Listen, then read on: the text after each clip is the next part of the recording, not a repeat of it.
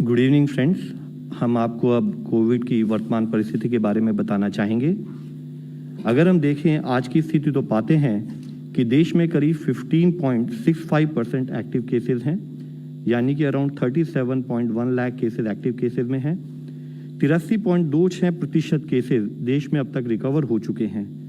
यहाँ एक विषय हम आपकी दृष्टि में यह भी लाना चाहेंगे कि अगर हम 3 मई से देखें तो 3 मई पर देश में 17.13% एक्टिव केसेस थे, जो कि अब घटते घटते 15.65% हो गए हैं। इसी तरीके से जो रिकवर्ड केसेस थे वह 3 मई को 81.7 थे, जिसमें हम एक बढ़ोतरी नोट करते हैं, which are now come to 83.26%। इसी के साथ ही हम एक और जो नोटिस करते हैं कि 3 मई से हमारे देश में रिकवरी 3 मई से जो हम देखते हैं कि 3 मई से रिकवरी जो है वह बढ़ती जा रही है, और विज़ाविज़ द केसेस जो हमारे एक्टिव केसेस जो हमारे देश में रिपोर्ट होते हैं। इसके साथ ही हम देखते हैं कि पिछले 24 घंटे में देश में 3,62,727 केस रिपोर्ट हुए हैं। यहाँ पर भी हम एक ट्रेंड पा रहे हैं कि देख रहे हैं कि पिछले 3 दिनों से देश में केसेस में एक प्लेटोइंग महसूस होती है। और साथ ही एक और विषय हम आप लोगों की दृष्टि में लाना चाहेंगे कि अगर हम पिछले कल का डेटा देखें तो पाते हैं कि देश ने पूरे देश में ही पहली बार हाईएस्ट नंबर ऑफ टेस्ट किए 19.83 लाख, और साथ में हमारे देश में पिछले 3 दिनों से ओवरऑल केस पॉजिटिविटी में कुछ कमी पाई गई, जो कि 20% से कम अब हमारे देश में ओवरऑल पॉजिटिविटी पिछले 3 दिनों में नोट की गई है। इसके साथ ही हम देखते हैं कि हमारी देश में करीब 12 स्टेट्स ऐसी हैं जहां पर कि 1 लाख से अधिक आज एक्टिव केसेस हैं।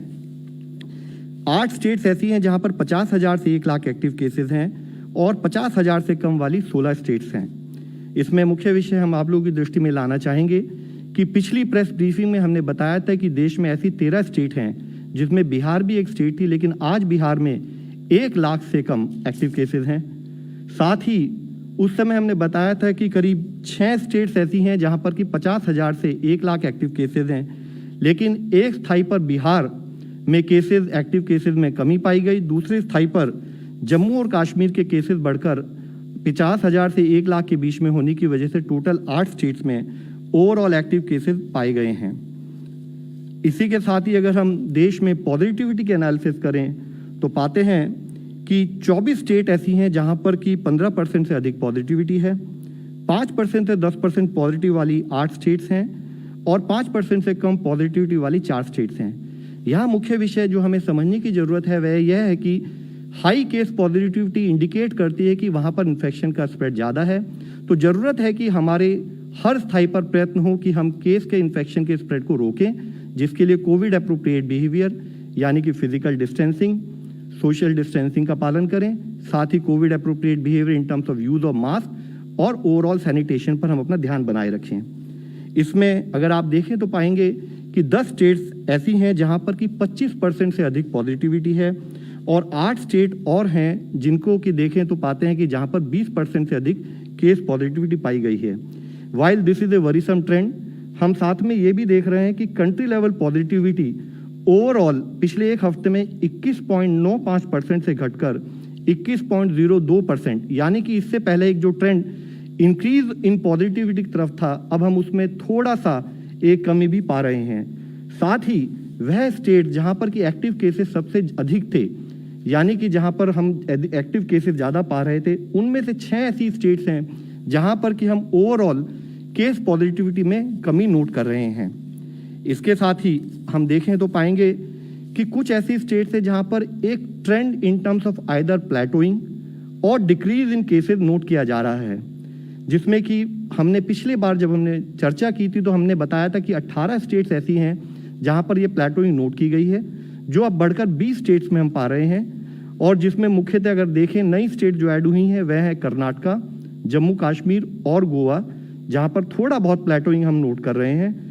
साथ ही 8 स्टेट्स ऐसी हैं जिसमें कि हम जो पिछले 2 हफ्तों से भी कंटिन्यूअस एक फॉल और प्लेटोइंग इन केसेस नोट कर रहे हैं, और 12 स्टेट्स ऐसी हैं जिसमें कि हमने पिछले 1 हफ्ते से केस की आइदर प्लेटोइंग और उसमें कमी नोट की है। इसके साथ ही कुछ ऐसी स्टेट्स भी हैं जहां पर कि हम एक इंक्रीजिंग ट्रेंड भी नोट कर रहे हैं। हम अगर उन स्टेट की बात करें तो हम देखते हैं कि वह स्टेट 16 स्टेट्स ऐसी हैं जहां पर इंक्रीजिंग ट्रेंड है, जिसमें से कुछ स्टेट्स हमने दिखाई हैं। मुख्यतः areas of concern remain in terms of Kerala, Tamil Nadu, waste Bengal, Orissa, Punjab, Assam, Himachal Pradesh, Puducherry और मणिपुर ऐसी कुछ स्टेट जहां पर एक इंक्रीजिंग ट्रेंड इन केसेस अभी भी नोट किया जा रहा है। एक मुख्य विषय जो हम लोग आप लोगों की दृष्टि में लाना चाहेंगे वह यह है कि कई ऐसे जिले हैं जहां पर ओवरऑल केस डिक्लाइन भी नोट किया जा रहा है। जो पिछले 2 हफ्तों का डेटा हम एनालाइज करें तो हम पाते हैं कि देश में 187 ऐसे जिले हैं जहां पर पिछले 2 हफ्तों से केस में एक रिलेटिवली लोअर ट्रेंड नोट किया जा रहा है, जिसमें से कुछ जिले हम आप लोगों को दिखाना चाहेंगे, जिसमें मुख्यतः मैं आप लोगों को सामने हाईलाइट करना चाहूँगा। जैसे आप नासिक में देखें तो एक sharp fall in cases note किया जा रहा है। 35,000 जहां वीकली केसेस आते थे वो 22,000 के करीब रह गए हैं। थाने जैसे 32,000 से 15,000 के करीब रह गए हैं। इसी तरह भोपाल में भी एक कंटिन्यूस डिक्लाइन, एक शार्प डिक्लाइन नोट किया जा रहा है। अलवर, सूरत और वाराणसी ऐसे जिले हैं जहां पर एक continue trend in terms of decrease in cases note किया जा रहा है। साथ ही हमारे एरियाज ऑफ कंसर्न फिर भी हमारे सामने अभी भी हैं, जिनको हम बताएं तो देखेंगे 316 जिले ऐसे हैं देश में जहां पर एक इंक्रीजिंग ट्रेंड इन केसेस भी नोट किया जा रहा है। जरूरत है कि इन सब जिलों में कंटेनमेंट एफर्ट्स और मेडिकल इंफ्रास्ट्रक्चर अपग्रेडेशन पर कंटिन्यूड बेसिस पर स्टेट के साथ मिलकर हम काम करते रहें। इसमें उन 316 जिलों के बारे में बताते हुए जिसमें मुख्य जिले जहां पर एक sharp increase in cases note किया गया है, हम आप लोगों के सामने बताना चाहेंगे। जैसे आप देखिए चेन्नई में 28,000 से बढ़कर जो वीकली केसेस आते थे वह करीब 48,000 हो गए हैं। मल्लापुरम केरला में 17,000 से 28,000। अहमदनगर इसी तरह हम देखते हैं कि continued increase in cases note किया जा रहा है। देहरादून उत्तराखंड में, कोल्लम इन केरला, तुमकुरू इन कर्नाटका, कोयम्बटूर इन तमिलनाडु एंड चेंगलपट्टू इन तमिलनाडु, इन सभी जिलों में एक sharp increase in cases note किया जा रहा है। हम इन स्टेट से और इन जिलों से संपर्क करके इन सब से रिक्वेस्ट करते हैं कि कैसे हमें कंटेनमेंट एक्टिविटीज पर ध्यान रखना है, इन्फेक्शन के स्प्रेड को रोकना है। हम ओवरऑल देश में यह भी देख रहे हैं कि जो जिले जिनमें वीकली पॉजिटिविटी काफ़ी अधिक थी उसमें because of the containment efforts हम ये पा रहे हैं कि उसमें भी उन जिलों में जिनमें की पॉजिटिविटी कम हो रही है उन जिलों की संख्या भी बढ़ रही है। जैसे कि हम देखें तो 22 से लेकर 28 अप्रैल तक अगर देश में ऐसे 125 जिले थे जहां पर वीकली पॉजिटिविटी एक डिक्रीजिंग ट्रेंड नोट किया जा रहा था, वह जिले बढ़कर 29 अप्रैल से 5 मई को 182 जिलों में कन्वर्ट हुए। और अब एक पॉजिटिव न्यूज़ के सामने 6 से 12 अगर मई का हम डेटा एनालाइज करते हैं तो ऐसे 338 जिले हैं जहां पर एक स्थाई पर टेस्टिंग में कमी नहीं हुई है, लेकिन साथ ही ओवरऑल पॉजिटिविटी में डिक्रीज नोट किया गया है। हम अगर वैक्सीन की परिस्थिति देखें तो पाते हैं कि देश में 17.72 करोड़ डोजेज अब तक लग चुकी हैं, जिसमें से 34.81 लाख डोजेज जो हैं वो 18 से 44 ग्रुप के लोगों को लगी हैं।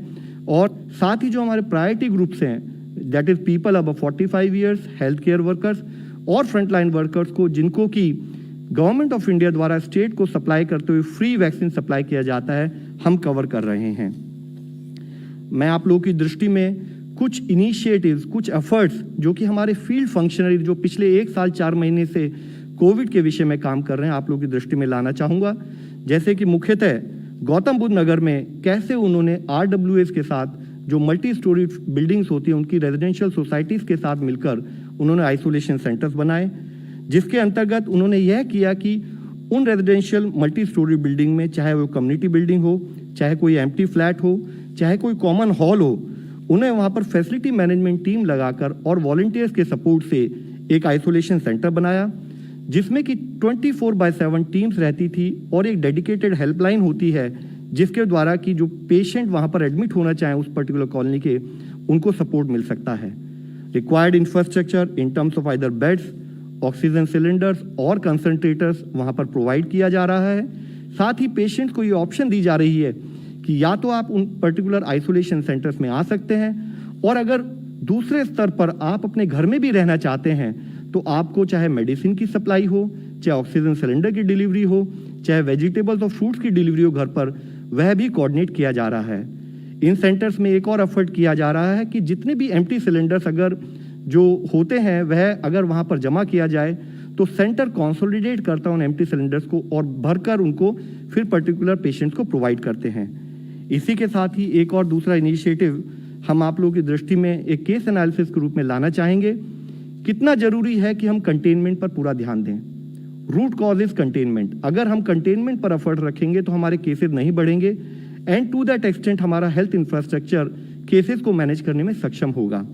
जैसे कि अगर आप देखें, रायपुर में 11% केस पॉजिटिविटी जो कि 15 मार्च के करीब थी, वह एक रनअवे स्प्रेड ऑफ इन्फेक्शन के रूप में 16.4%, बढ़ते बढ़ते 28%, फिर 44% और अधिक बढ़ते बढ़ते 54.6% तक केस पॉजिटिविटी वहां पर पहुंच चुकी थी।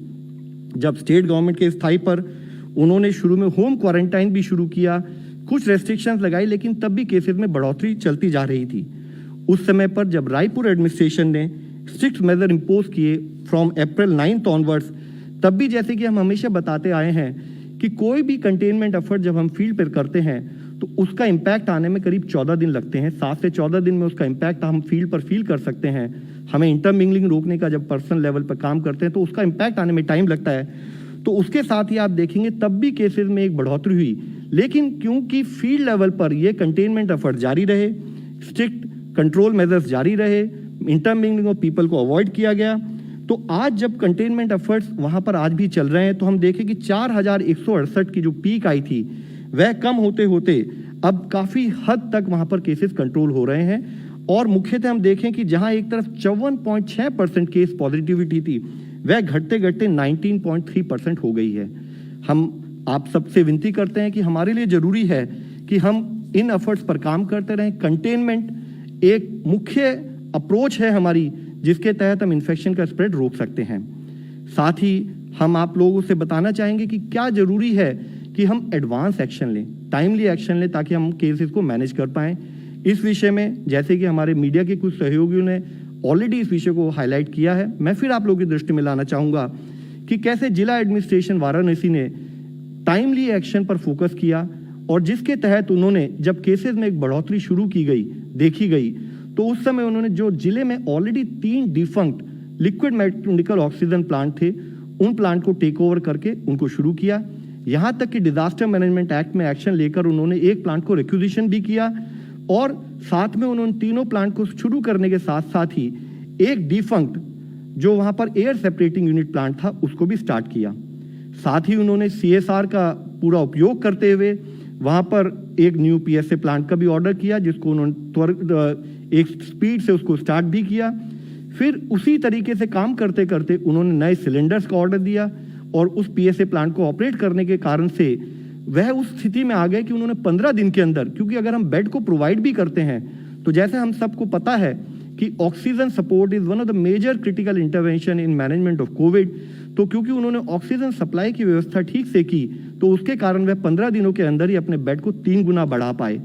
और साथ ही उन्होंने लार्ज नंबर ऑफ, आज उनकी सिचुएशन यह है कि वहां पर ऑक्सीजन बेड और ICU बेड्स अवेलेबल हैं, वेकेंट अवेलेबल हैं। उसके साथ ही उन्होंने CSR को भी, यानी कि पब्लिक माइंडेड इंस्टीट्यूशन से कोऑर्डिनेट करते हुए एक स्थाई पर RNA एक्सट्रैक्शन मशीन, दूसरे स्थाई पर ventilators, high flow nasal cannulas और ऑक्सीजन कंसंट्रेटर भी उन्होंने जिला स्तर पर ऑर्गेनाइज किए। एक और उन्होंने मुख्य इनिशिएटिव यह लिया कि उन्होंने 70,000 मेडिसिन किट्स बनाई, जो कि पॉजिटिव और एसिम्टोमेटिक और symptomatic patients as per norms होते हैं, वह किट्स उनको प्रोवाइड की गई ताकि पेशेंट को किसी भी तरह की दिक्कत ना हो इन terms of getting required medicine.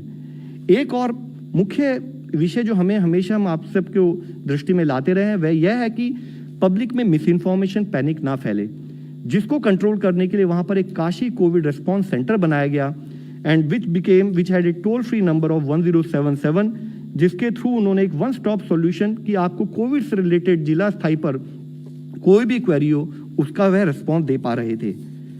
I would also like to submit to you कि आज जब एक स्थाई पर गवर्नमेंट के लेवल पर हम लोग मेडिकल इंफ्रास्ट्रक्चर अपग्रेड करने का काम कर रहे हैं, सबसे ज्यादा जरूरी है हम चेन ऑफ ट्रांसमिशन को फिजिकल डिस्टेंसिंग के थ्रू तोड़ें, जिसके विषय में मैं आप लोगों के सामने लाना चाहूंगा कि अगर एक आदमी पॉजिटिव है और वह अपने आप को प्रॉपरली आइसोलेट नहीं करता तो वह अपने संपर्क में आने वाले सभी आदमियों को पॉजिटिव करता जाता है और यह एक चेन के रूप में आगे बढ़ता रहता है, जिसमें कि 1 से 2, 2 से 4, 4 से 8 और इस तरह करके 8 से 16 और 32 एक पर्टिकुलर एक्सपोनेंशियल फॉर्म में यह इन्फेक्शन स्प्रेड हो रहा है।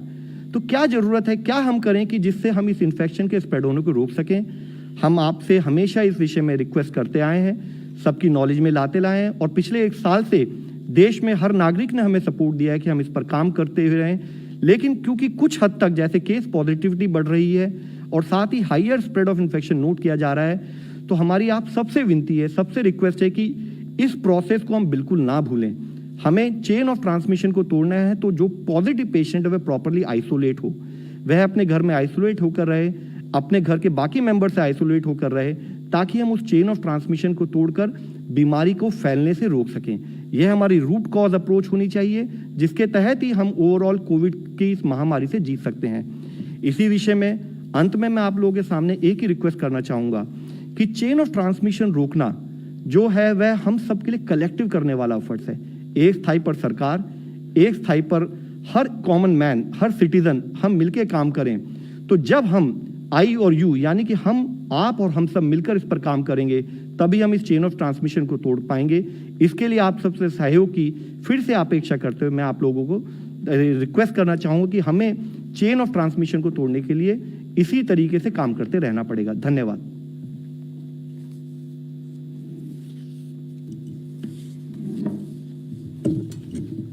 थैंक यू लाल। अब इस प्रेस ब्रीफिंग के दूसरे चरण में कोविड वैक्सीनेशन के बारे में एडिशनल इंफॉर्मेशन शेयर करेंगे सबके साथ। इस ग्राफ में हम ये दर्शा रहे हैं कि कोविड-19 वैक्सीन की डोजेस बड़े देशों में कितनी एडमिनिस्टर हो चुकी हैं। तो आप देख सकते हैं कि भारत में लगभग 18 करोड़ के करीब डोजेस वितरित हो चुकी हैं, लग चुकी हैं। यूनाइटेड स्टेट्स में कोई 26 करोड़ के करीब है और चाइना का डेटा अपने तरीके से दिखाता है कि उससे हायर है। तो तीसरे नंबर पे है देश। ये नैरेटिव भी अपने आप में इम्पॉर्टेंट है। दूसरे नैरेटिव आते हैं, वो भी सही हैं, हम उसको पूरी विनम्रता के साथ मानते हैं, वो डिस्कोर्स भी वैलिड है। लेकिन देश के लिए ये नैरेटिव भी एक पॉजिटिव नैरेटिव जो है, गर्व करने वाला जो नैरेटिव है, ये भी एक सच्चाई है। ये ग्राफ सब लोग सारी दुनिया में देखते हैं। Of all the vaccines administered in the world, 13% vaccines have been administered in our country. और इसी बात को आगे बढ़ाएंगे। जो रफ्तार की बात होती रहती है, इतने बड़े देश ने करके दिखाया कि 17 करोड़ का मार्क हमने सबसे कम टाइम में करके दिखाया, सब मुश्किलों के बावजूद भी, दूसरी वेव के आने के बावजूद भी। और ये रफ्तार किसी भी देश से तेज रही है। तो जैसे मैंने कहा कि बहुत ह्यूमिलिटी से कहना चाहेंगे कि इन चीज़ों को भी हम, इनके ऊपर भी गर्व करें। और जिन लोगों ने ये संभव करके दिखाया है, जिस सिस्टम ने इसको संभव करके दिखाया है, उसके प्रति हमें शाबाशी देने की भी ज़रूरत है। ये हर वर्कर का काम है, ये सिर्फ सरकार का काम नहीं, हर व्यक्ति का काम है। एलिजिबल लोग जो आए उनकी कंट्रीब्यूशन है, देश की कंट्रीब्यूशन है, देश की अचीवमेंट है। ये आप जानते हैं कि जैसे शुरुआत हुई, प्रायोरिटी ग्रुप से शुरू किया गया 16 जनवरी को, और चलते चलते फेज़ 2 में जो मोर देन 60 ईयर्स और कोमॉर्बिडिटीज़ को लिया गया, फिर मोर देन 45 को लिया गया, और अब ये ऑप्शन भी दी गई है कि स्टेट गवर्नमेंट चाहें तो 18 से 44 साल के व्यक्तियों को भी वैक्सीन लगा सकते हैं। इसमें मैं कहना चाहूँगा कि भारत सरकार की तरफ से up two phase 2 free supply of vaccine हो रही थी सारे देश में, और वो कंटिन्यू है। वो जो स्टेट्स के लिए प्रोक्योर किया जाता है, 50% की जो प्रोक्योरमेंट है वो राज्यों के लिए ही है, वो सेंट्रल गवर्नमेंट की अपने लिए नहीं है। वो सिर्फ प्रोक्योर करते हैं। यूनियन गवर्नमेंट अपना ड्यूटी बाउंड प्रोक्योर करके अपने बजट से स्टेट्स में, ज़िलों में धरातल तक पहुंचा रहे हैं। ये नैरेटिव भी हमें प्रस्तुत करना है। ये राज्य ही हैं और ज़िले की व्यवस्था है, डॉक्टर्स हैं, एडमिनिस्ट्रेशन है, जो जनता तक, भारत की जनता तक, हम सब तक ये वैक्सीन पहुंचाते हैं। ये दिखा चुके हैं लव, और मैं सिर्फ ये कहना चाहूँगा कि जो काफ़ी हद तक जो हेल्थ केयर वर्कर्स और फ्रंटलाइन वर्कर्स का काम है वो काफ़ी हद तक पूरा हो चुका है, दूसरी डोज भी, और ये तो अचीव हो ही गया है। अब हम ये भी देख रहे हैं कि 18 और 44 तक जिन प्रदेशों ने इस चीज़ को अलाउ किया है वहाँ भी वो पिकअप हो रहा है। मैं आपकी तवज्जो दिखाना चाहूँगा इस डेटा पे। बीच में ये डेटा है कि एक डोज 45 की पॉपुलेशन के ऊपर कितनों को मिल गई। How many people above the age of 45, what proportion of people above the age of 45 and above have received single dose of vaccine? Single dose is protective to a large extent. You need the second dose. We can talk about that. एक dose किसको मिल गई, कितनों को मिल गई?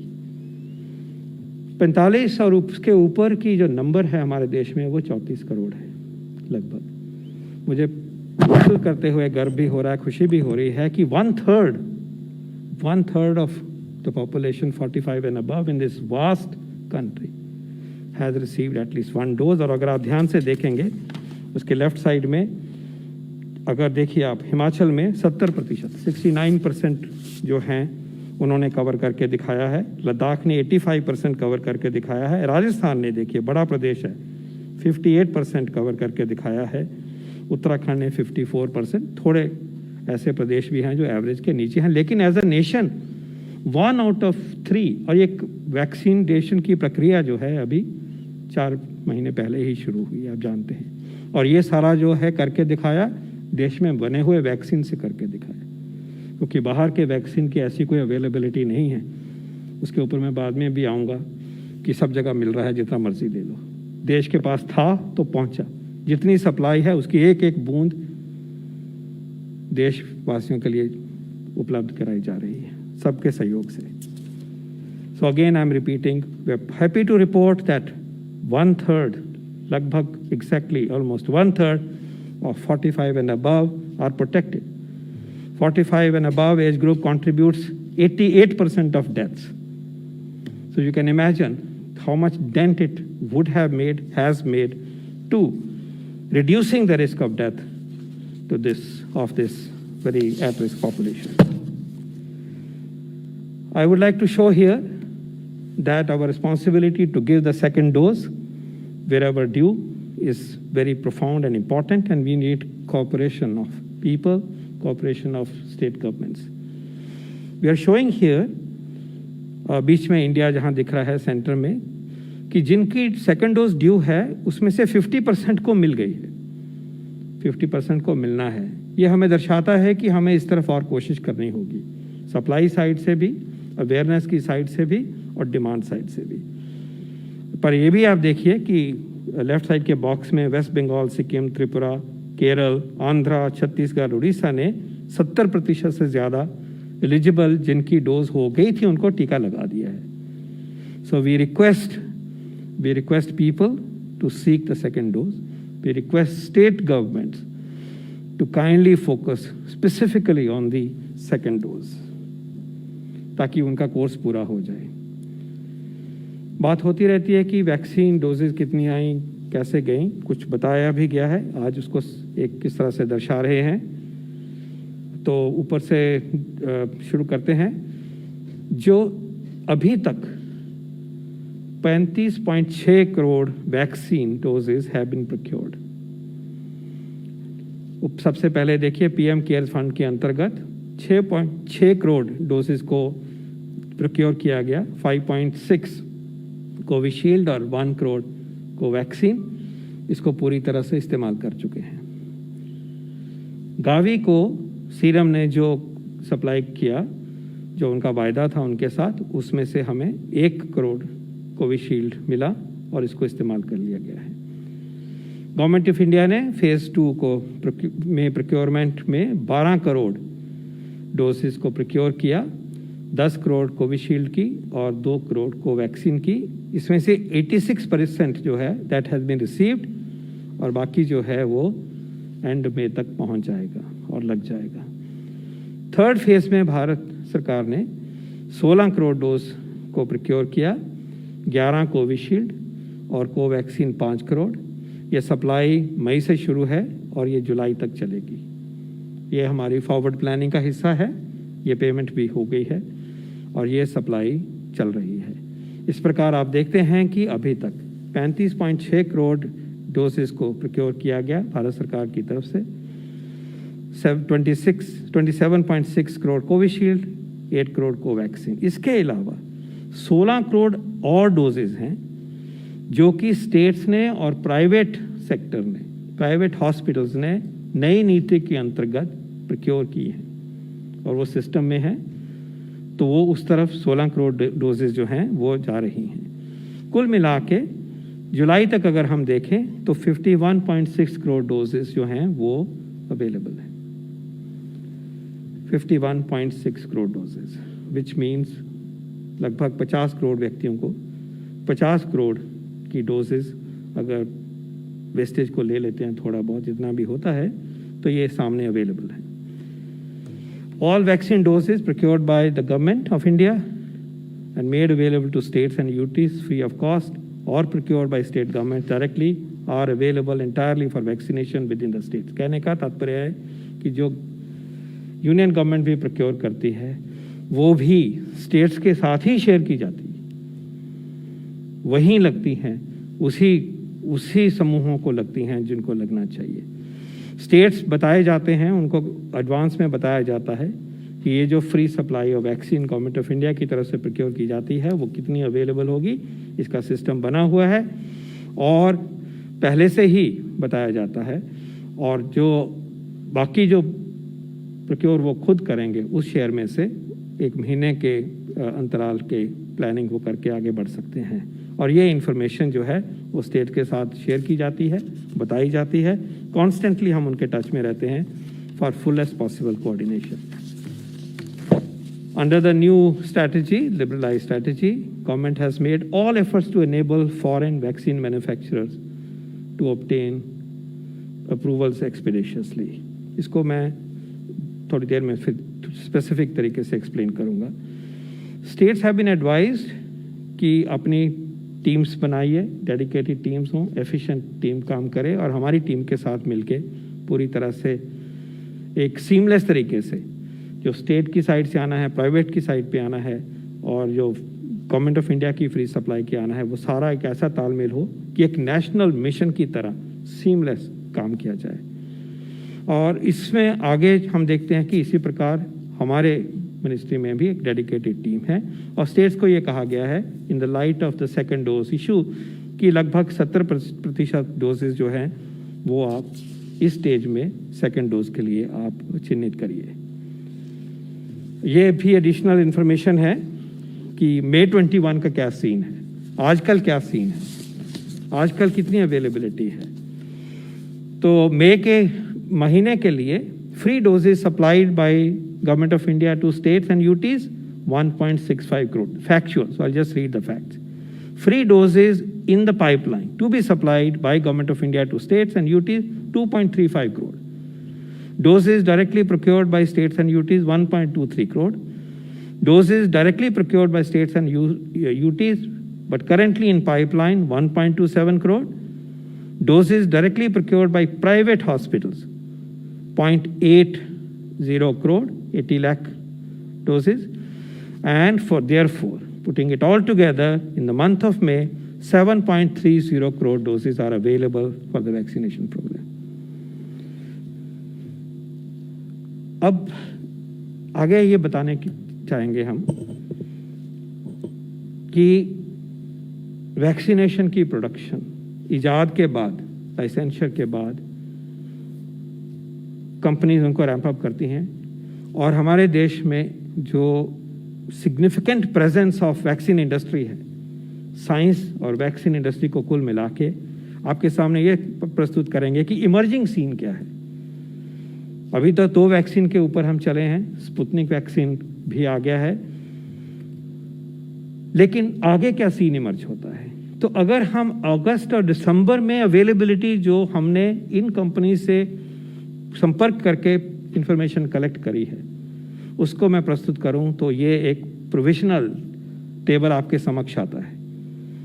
Covishield 75 crore dose पैदा करेंगे अगस्त और दिसंबर के बीच में, 75 करोड़ टोटल। कोवैक्सीन 55 करोड़ बनेगा, भारत बायोटेक बनाएंगे और 3 और कंपनीज पीएसयूज के साथ काम करके बनाएंगे। दोनों वो रिलेटिवली कम है, बाकी ज़्यादा है, लेकिन फुटप्रिंट बढ़ेगा और डोजेस बनेंगी। 55 करोड़ अगस्त, सितंबर, अक्टूबर, नवंबर, दिसंबर। हमें उम्मीद है कि बायोलॉजिकल ई का एक सब यूनिट वैक्सीन जो कि अब फेज 3 की स्टेज पे है, वो उसकी प्रोडक्शन जल्दी शुरू होगी, बहुत प्रॉमिसिंग है। और इसी उम्मीद के साथ हम दर्शा रहे हैं कि 30 करोड़ डोज हमें वहां से मिलने की उम्मीद है। You may say optimistic, yes of course it's optimistic. Is there a risk? ऐसा ना हो सकता है, अभी चल रहा है, लेकिन तैयारी तो है। बहुत प्रॉमिसिंग वैक्सीन है ये। जाइडस कैडिला का डीएनए वैक्सीन है, फेज 3 की लास्ट स्टेज पे पहुंचा हुआ है, जल्दी ही वो लाइसेंशियर के लिए अप्लाई करने वाले हैं। देश ने करके दिखाया एक नया प्लेटफॉर्म, पहली बारी। कम से कम 5 करोड़ डोज हमें उम्मीद है वहां से आएंगी। सीरम का नोवावैक्स वैक्सीन जो बाहर उपलब्ध हुआ बना है उसको देश में बनाएंगे कोवावैक्स के नाम पे, 20 करोड़ डोज अवेलेबल होंगी, हमें बताया गया उन्होंने। भारत बायोटेक ने एक नेजल वैक्सीन, एक single drop single dose vaccine करा है, फेज 1-2 में है, उम्मीद है ये आएगा। और उसी उम्मीद से हम दर्शा रहे हैं उनसे पूछ के कि all goes well 10 crore doses, 10 crore dose उन्होंने काम शुरू किए हुए हैं। ये सब ऐसे नहीं है, ये पूछ के कंफर्म करके बता रहे हैं। ये डेटा जो है वो कंपनी से आया है, responsible information. Gennova vaccine company जो है वो एक mRNA वैक्सीन, इंडियन वैक्सीन है, उसको बनाएगी। बायोई भी इंडियन है, जाइडस भी पूरा इंडियन है, और नेजल वैक्सीन भी पूरा इंडियन है, और जिनोवा वैक्सीन भी पूरा इंडियन है। 6 करोड़ डोजेस की उम्मीद है ये लाइसेंशियर में जाएगा, और उस पीरियड में जिसका मैं जिक्र ऊपर कर रहा हूँ 6 करोड़ डोज मिलने की उम्मीद है। स्पुतनिक वैक्सीन देश में आ गया है, और आज मुझे ये कहते हुए खुशी है कि अगले हफ्ते हमें उम्मीद है कि Sputnik vaccine will be available in the market. जो लिमिटेड सप्लाई पहली आई है वहाँ से, वो उसकी बिक्री शुरू होने की उम्मीद है अगले हफ्ते, अर्ली नेक्स्ट वीक, और उसके बाद उनकी और सप्लाईज आएंगी, और फिर जुलाई के महीने से ये बनना शुरू हो जाएगा। और ये सब कुछ उस पीरियड में 15.6 करोड़ तक बनने का एस्टिमेट है from the company and from the information that's available to us. अगस्त और दिसंबर के बीच में 216 करोड़, अगर हम इस सीन को लेकर चले, डोजेस भारत में निर्मित होंगी। अब इसमें रिस्क उतना माइनस कर दीजिए, but to be proud to say that 2 billion doses in a matter of 7-6 months, or 5 months actually, will be made in India, for India, for people of India. तो इसमें कोई दो राय नहीं होनी चाहिए कि vaccine will be available for all as we move forward. Vaccine जब शुरू में होते हैं, एक सप्लाई डिमांड में सारी दुनिया में ये एसिमेट्री है स्टेज पे, और उसको निकलने के लिए हमें मिलकर निकलना है, तभी प्रायोरिटाइज किया गया, तभी स्टेट्स के साथ भागीदारी बढ़ाई गई, प्राइवेट सेक्टर के साथ भागीदारी बढ़ाई गई। लेकिन आगे देखिए, ये भी देश के साइंटिस्ट और industry, regulatory system, government support, both the state and the national government, ये भी एक सच्चाई। And I can assure you that if I extend this estimate to early first quarter, this number is 3 billion, possibly 3 billion doses. अब वो हम बताते रहेंगे इसके ऊपर डेवलपमेंट क्या हो रही है, और साथ में मैं ये भी लिख रहा हूँ कि फॉरेन वैक्सीन भी इसके अलावा जमा हो जाएंगे, स्पुतनिक के अलावा। स्पुतनिक तो आ ही गए हैं, बहुत खुशी है कि स्पुतनिक ने यहाँ काम किया, रेगुलेटरी प्रोसेसेस को फॉलो करते हुए ट्रायल किया, जल्दी से आए और मिलके एक अच्छा वैक्सीन बनाया। तो और वैक्सीन जो आएंगे उसकी मैं चर्चा भी 2 मिनट में करता हूं, लेकिन this is something which we wanted to share with you with deep pride for the entrepreneurship and the scientific might of this nation. ये भी एक सच्चाई है। हम उस दौर से गुजर रहे हैं कि फाइनाइट सप्लाईज हैं। सारी दुनिया ही उस दौर से गुजर रही है। वक्त लगता है इस फेज में से निकलने का। आपको ये बता सकता हूँ स्लाइड के साथ साथ, बड़ा देश लीजिए, अभी तक वो 5 महीने से लगे हैं। 46% पॉपुलेशन यूएस की अभी तक सिंगल डोज दे पाई है, एटलीस्ट 1 डोज, सॉरी 46%। छोटा देश है हमारे मुकाबले में, अपनी तरह से वैसे बड़ा है, 33 करोड़ है। जर्मनी 8.3 करोड़ पॉपुलेशन है और उनको सिंगल डोज और मोर जो मिला है 34% पॉपुलेशन को मिला है। हमारे किसी 2 प्रदेशों से भी उनकी कम जनसंख्या है। फ्रांस 6.5 करोड़ है, बहुत सारे प्रदेश हमारे इतनी पॉपुलेशन है, सिर्फ एक स्टेट के बराबर है लगभग। वो दे पाए हैं सिर्फ 27% को। प्लीज अंडरस्टैंड, वैक्सीन ऐसा नया वैक्सीन, मानते हैं कि बीमारी का प्रकोप है, but it takes time. US जैसे देश जिन्होंने इतनी स्टॉक पाइल अपने लिए पहले ही रख ली बिना किसी से शेयर किए हुए, अच्छा काम किया, वैक्सीन डेवलप वहाँ हुए, पूरा जोर लगाने के बावजूद भी 5 महीने में अपनी 44% जनता को कवर कर पाए। It takes time. 5 महीने हो गए, 1 महीना हमसे पहले शुरू किया उन्होंने। प्लीज वक्त लगेगा थोड़ा, इसीलिए प्रायोरिटाइज किया गया। इसीलिए भारत सरकार की तरफ से जो फ्री सप्लाई दी जाती है उसका फोकस उस पॉपुलेशन पे है जिसको सबसे ज्यादा वल्नरेबिलिटी है। ये हमें सोच के चलना चाहिए। हमें उस फोकस को हमें हमेशा नजर में रखना चाहिए।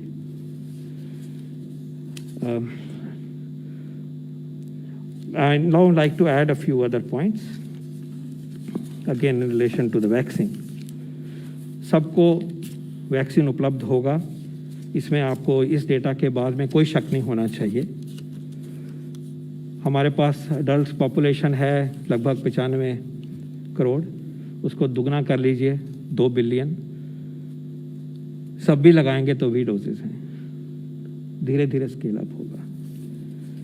अब मैं ये कहना चाहूँगा कि जो नई पॉलिसी बनी वो इस बेस पे बनी कि स्टेट्स वांटेड फ्लेक्सिबिलिटी, कि हम खुद कुछ फैसले करें।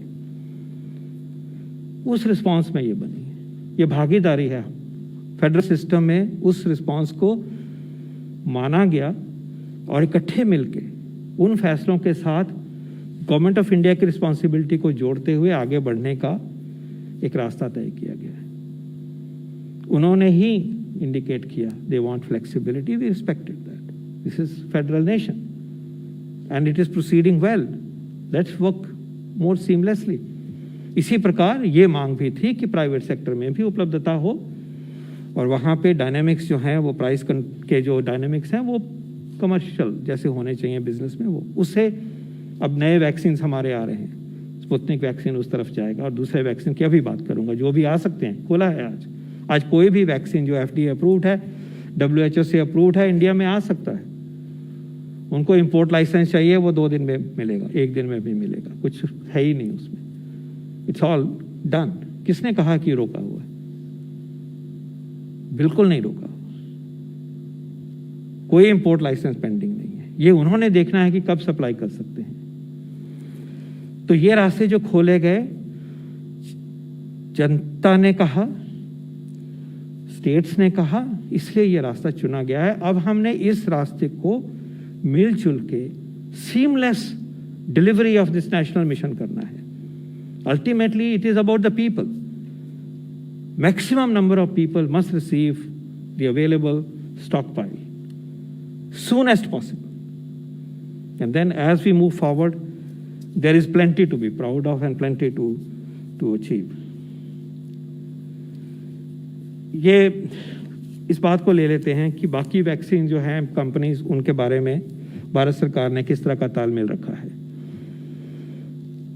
शुरू से ही, हमेशा से ही department of biotechnology, other departments concerned, ministry of external affairs, हम मिलके फाइजर, मॉडर्ना, J&J के साथ शुरू से टच में है, ऑनगोइंग।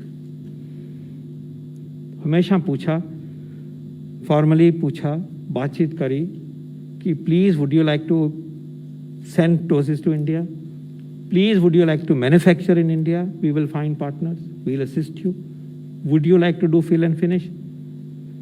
बहुत अच्छे ताल्लुकात रहे, लेकिन उन्होंने कहा कि अभी हम अपने तरीके से चले हैं और वैक्सीन अवेलेबिलिटी जो है वो Q3 में बात करेंगे, 21 इस Q3 में देखते हैं जो अवेलेबिलिटी होगी। ये प्रक्रिया हमें मोर इंटेंसली चलती गई है और उस प्रक्रिया में अब हम बिल्कुल फिर जोर से मॉडर्ना के साथ, फाइजर के साथ, J&J के साथ जुड़े हुए हैं और मुझे उम्मीद है कि वो भारत में इंपोर्ट करवाने के लिए, भारत में उपलब्धता बढ़ाने के लिए आगे आएंगे और ये हाईएस्ट लेवल डिप्लोमेटिक चैनल से भी इस पे लगे हुए हैं और उम्मीद करते हैं, हम इनवाइट करते हैं कि वो आएँ और यहाँ उपलब्ध करें। हम इनवाइट करते हैं कि यहाँ बनाएं, हमारी कंपनीज के साथ मिलकर बनाएं, हमारा टेक्नोलॉजी ट्रांसफ़र करें। और J&J ने अच्छा किया काम, क्वाड के अंतर्गत उन्होंने इस ऑफर को माना। इसी प्रकार हम चाहेंगे कि वो भारत में उपलब्धता बढ़ाएं और ये इनवाइट इस फोरम से फिर मैं करता हूँ गवर्नमेंट की तरफ से कि हम चाहते हैं कि ये वैक्सीन अवेलेबल हो और अंडर द न्यू स्ट्रैटेजी वो चैनल बिल्कुल क्लियरली अवेलेबल है and we will support in every possible way. ये कहा जाता है कि कोवैक्सीन को दूसरे लोगों ने, कंपनीज को दे दीजिए बनाएं। इसके बारे में मुझे बहुत खुशी होती है बताते हुए कि कोवैक्सीन बनाने वाली कंपनी ने भी इसको बहुत वेलकम किया। जब हम उनसे चर्चा करते हैं उन्होंने रीच आउट भी किया और उसी इनिशिएटिव के अंतर्गत जो हमारे पब्लिक सेक्टर यूनिट्स को, एफकिन को, विबकॉल को और इंडियन इम्यूनोलॉजिकल जोड़ा गया, उसी प्रक्रिया का हिस्सा था। लेकिन ये जो ग्रेट वैक्सीन बनाया ICMR ने, ये लाइव वायरस को इनएक्टिवेट किया जाता है, जिंदा वायरस को इनएक्टिवेट किया जाता है और ये जो काम होता है वो BSL-3 लेबोरेटरी में होता है। बायो सेफ्टी लेवल 3 बहुत सोफिस्टिकेटेड लेबोरेटरी है। ये लेबोरेटरीज बाकी किसी कंपनी में लगभग नहीं है। It is not something which every company has. और जो कंपनी इसको बना के जुड़ना चाहती है, हम ओपन इनविटेशन देते हैं और कर चुके हैं साइडलाइन से, अपने तरीके से रीच आउट किया है हमने सारी इंडस्ट्री को कि मिल के बनाइए। लेकिन उसमें ये कंस्ट्रेंट आता है टेक्नोलॉजी प्लेटफॉर्म का। अभी भी विनती है कि जो कंपनी कोवैक्सीन बनाना चाहती है, पहले भी कह चुके हैं, मिल के बनाइए, सरकार पूरा योगदान करेगी कि ऐसी कैपेसिटी इंक्रीज हो। And I am grateful to the company concern कि उन्होंने इन इनिशिएटिव्स को पूरे पॉजिटिव तरीके से लिया। अपनी प्रोडक्शन जो 1 करोड़ की है वो बढ़ा के 10 करोड़ तक ले जाने का काम उन्होंने उठाया अपने दम पे इन कमिंग इनटू फ्यूचर। और इसी तरह से उन्होंने हमारे PSUs के साथ जुड़े, तो ये वेलकम करते हैं कि ऐसी रिलेशनशिप बने और कह रहे हैं, पहले से भी कह रहे हैं। तो ये बात जो है वो इसकी thought I should correct the facts. एक प्रश्न आया है कि कोवैक्सीन की सप्लाई दिल्ली में बंद हो गई है। मैं बताना चाहूँगा कि जो गवर्नमेंट ऑफ इंडिया की फ्री चैनल है उसमें मई महीने में 75,000 कोवैक्सीन की डोजेस जो हैं वो दिल्ली में दी गई। और अगर जनवरी से मई तक का देखें तो 13 लाख, बल्कि 14 लाख के करीब, 13,91,000 डोजेस कोवैक्सीन की दिल्ली को मिली। और जो other than government of India वाली चैनल है, जो गवर्नमेंट ऑफ इंडिया की फ्री चैनल के अलावा स्टेट वाली है, स्टेट से 1 लाख डोज प्रोक्योर की गई, प्राइवेट ने 20,000 डोज प्रोक्योर की गई। तो तीनों ही चैनल से दिल्ली में कोवैक्सीन की उपलब्धता हुई है। भारत सरकार का रोल जो है वो इस काम को फैसिलिटेट करना है नई पॉलिसी के अंतर्गत, क्योंकि स्टेट चाहती थी कि हम डायरेक्टली अपनी फ्लेक्सिबिलिटी रखें, तो उस मॉडल पे हम चल रहे हैं। लेकिन वो चलते हुए भी भारत सरकार का काम है कि फैसिलिटेट करो, जोड़ो। भारत सरकार का काम is not to retard these efforts, is to promote these efforts, facilitate, connect. So we refute this, that there is any pressure on anybody not to supply to any particular state. और मैं ये भी कहना चाहूँगा कि जैसे companies ने कल कहा कि हमें तरह तरह के प्रेशर्स हैं और ये उनके मोरल को अफेक्ट करता है, प्लीज़ विनती करते हैं कि उनकी वजह से हम आज इस स्टेज पे हैं कि हमें किसी से मांगना नहीं पड़ रहा है इस हालात में। बहुत से देश जो हैं वो मांग रहे हैं दूसरों से, बहुत है हमारे पास, बहुत और होना चाहिए, बहुत और बनेगा भी। तो उन कंपनीज के वर्कर्स को, साइंटिस्ट को हमें डिमोरलाइज नहीं करना है।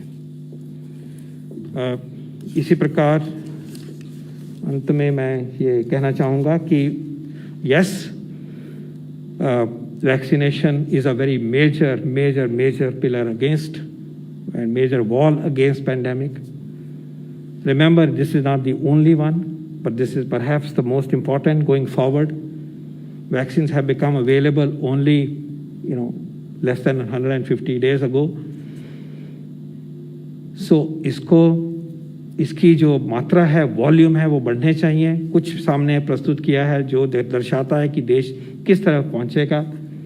इस फेज में जो भी सप्लाई है, एक एक बूंद जो है, एक एक डोज है, उसको सबके पास पहुंचना चाहिए। पेशेंस के साथ उस सिस्टम को सशक्त करिए और जो गति बनी हुई है उसमें और तेज़ गति लाइए।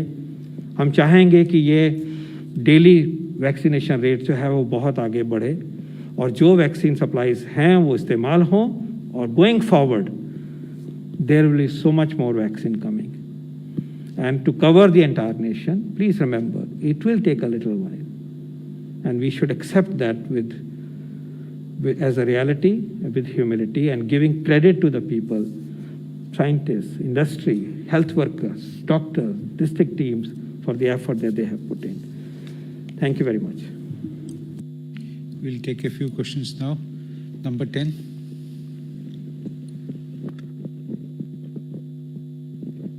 सर, मेरे दो सवाल हैं कि पहला, जो कोविशील्ड है उसके पहली डोज के बाद दूसरी डोज के जो गैप है उसको बढ़ाने की सिफारिश की गई है, ये क्यों किया गया है, थोड़ा इसको समझा दें। और दिल्ली सरकार ने एक आरोप लगाया है कि जो राज्यों के द्वारा खरीदी जा रही है 18 से 44 साल के लिए वैक्सीन, उसमें जो कंपनी है सीरम, वो हर महीने 960 करोड़ रुपए कमा रही है। सरकार इसमें हस्तक्षेप करना चाहिए।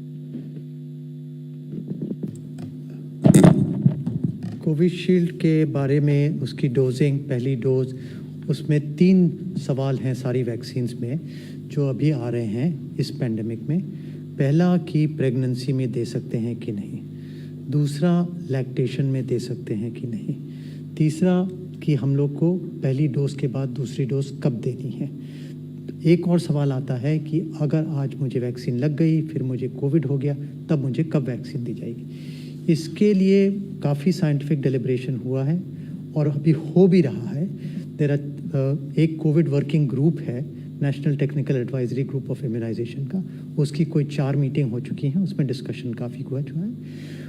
उसके जो वैक्सीन के निर्माता भी हैं, जो ऑक्सफोर्ड वाले, उनसे भी डिस्कशन हुआ, उनसे भी प्रेजेंटेशन किया गया और उनके पास कुछ नया डेटा भी आया, वो भी देखा गया और फिर ये STSC कमेटी में पेश किया गया और कल नेगवैक में भी फिर डिस्कस हुआ था कल इवनिंग में, और आज सवेरे national technical advisory group of immunization में भी डिस्कस हुआ है और इसका फाइनल डिसीजन आपको दिया जाएगा और इसको साइंटिफिक जो बेसिस है उसको हम अगली दफ़े प्रेजेंटेशन में पूरे तरीके से आपको डिस्कस करके एक्सप्लेन कर सकते हैं। ये बिल्कुल साइंस बेस्ड डिसीजन हुए हैं। पहले 4 to 6 वीक का जो फैसला था वो उस समय जो डेटा उपलब्ध था, जो गाइडेंस थी कोविशील्ड के डेटा के बेस के रेगुलेटर्स की, उसके अनुसार वो फैसला हुआ। फिर ये देखा गया है कि शुरुआत में जो कोविशील्ड की स्टडी हुई उसका जो प्लान था, डोजिंग शेड्यूल था, वो वही था जिसकी पहले बात मैंने करी, 4 to 6 वीक्स। जब और डेटा उपलब्ध हुआ तो दिखाया गया कि ऑल्दो अनप्लान्ड जो सेकेंडरी एनालिसिस होते हैं, मेन से हटके ऐसे भी देख लें, ऐसे भी देख लें, तो उसमें पाया गया कि ड्यूरेशन बढ़ाते हैं तो इतना एडवांटेज होता है और वो लेके भी हम चल सकते हैं। उस समय जो एंटैगी का सिस्टम है, मैं उन एंटैगी के बारे में ये कहना चाहूँगा, national technical advisory group on immunization, ये एक स्टैंडिंग कमेटी है, ये आज नहीं बनी, कोविड से पहले की है। ये बच्चों की इम्यूनाइजेशन के लिए काम करती है, उसको साइंटिफिक डेटा देखती है। We must respect these institutions, उनके इंडिपेंडेंट फैसले हैं। तो उन्होंने जब उसको देखा, हालांकि उस टाइम पे यूके ने 12 हफ्ते कर दिया, WHO ने भी कहा कि 12 हफ्ते करिए, बहुत सारे देशों ने ऐसा नहीं किया, ये भी याद रहे। और यूके ने तो फाइजर की डोज जो है, फाइजर ने ही खुद कहा कि 3 महीने पे नहीं देनी है, उन्होंने उसको भी 3 महीने पे कर दिया। ये देश का फैसला है, उनकी साइंस कम्युनिटी ने कहा होगा भी रिस्पेक्टेड, लेकिन हमारी साइंस की जो टेक्निकल कमेटी थी, जिसको ICMR एंकर करते हैं DBT के साथ, उनका फैसला था कि ऐसे करने से जो डेटा अवेलेबल है उसको ध्यान से जब ये देखते हैं, बाहर का भी, अंदर का भी, अपना भी, तो ऐसा लगता था कि ब्रेक थ्रू इन्फेक्शंस बढ़ जाएंगी। We cannot afford, scientist cannot afford कि रिस्क बढ़ाया जाए। सोचते हैं कि प्रोटेक्ट किया कैसे, protection is the purpose of vaccination.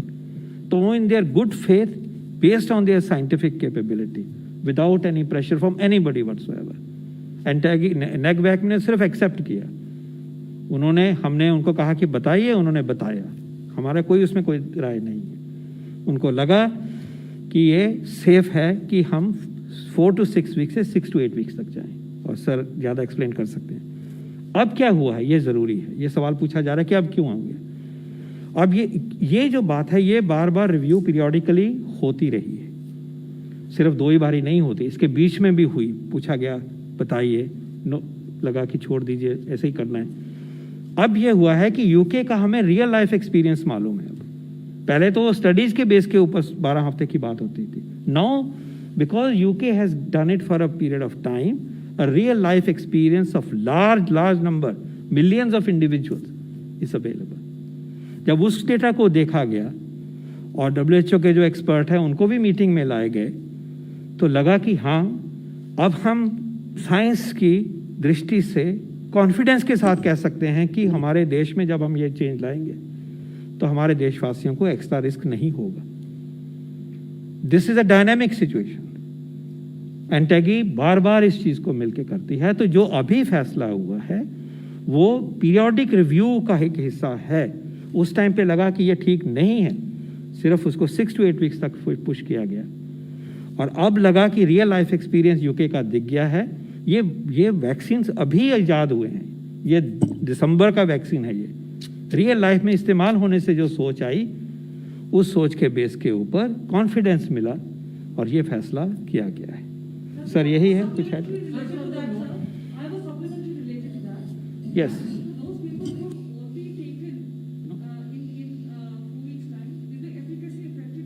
not at all, not at all, not at all, at all. जो 2 डोसेज ओरिजिनल हैं वो हमें पहले से ही मालूम है कि वो इफेक्टिव हैं। ये सिंगल डोज के बाद भी एफिकेसी इतनी अच्छी है कि हम उसको पोस्टपोन 3 हफ्ते तक, it's okay, no problem at all. और बहुत सारे देशों में, मैंने जो कहा है आपको, बाकी देशों में वो अपना जो है 4 to 6 या 6 to 8 वीक्स वाला ही शेड्यूल फॉलो कर रहे हैं। हाँ, look, I have explained to you that can you please have faith in our scientific processes. And TAGI is individuals of high integrity. और एक व्यक्ति का व्यू नहीं होता है जो फैसले करने में, बैठ के कंसेंसस बनती है, उसमें कॉन्ट्राडिक्टरी व्यूज भी आते हैं, फिर उसको बैलेंस किया जाता है, डेटा देखा जाता है। इसमें फेथ होनी चाहिए please. Number 20. Thank you. Number 20.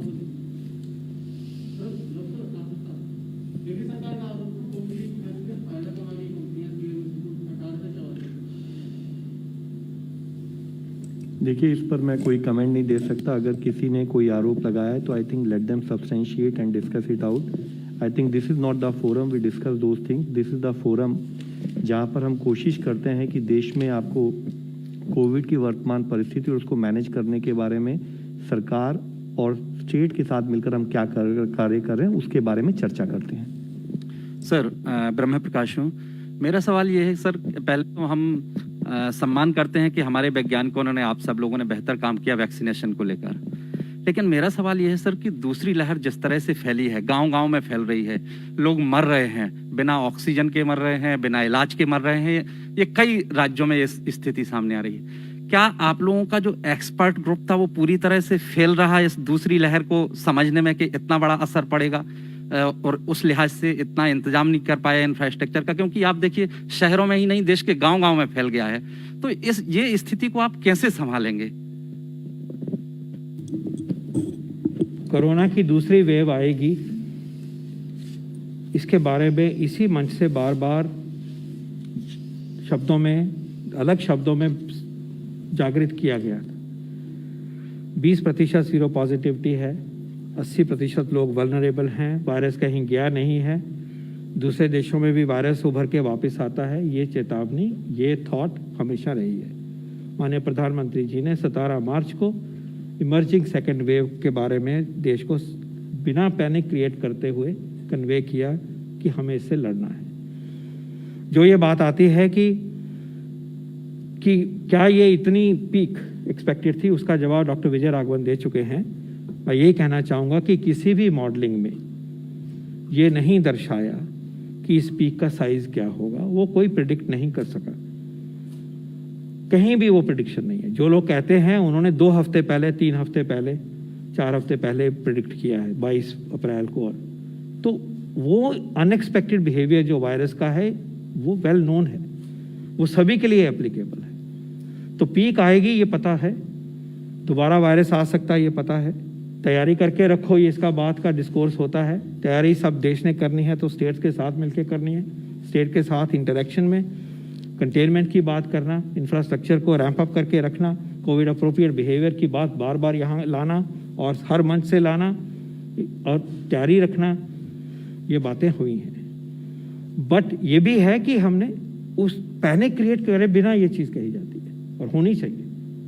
तो ऐसा नहीं है कि डिस्कोर्स नहीं है, और ये भी ऐसा नहीं है कि सारे मिलके इस काम को नहीं देख रहे, और जो और रिस्पांस होनी है वो करी भी गई है और उसके ऊपर देश इकट्ठा है। बाहर के देशों में भी पीक्स आई हैं, फेस किया है, मुश्किल है, पेंडेमिक है, लेकिन मिलके इसका जवाब देंगे। गांव में it is a nature of the disease that ultimately गांव में जाएगा ये, क्योंकि वहाँ भी वल्नरेबल पॉपुलेशन है। पहले वायरस बड़े जगहों पे रहा, ये एपिडेमियोलॉजी इज वेल नोन। अब यहाँ पे वो सैचुरेट हो गए हैं, कम लोग हैं जिनको इन्फेक्ट कर सकते हैं, वो आगे चलता है फिर।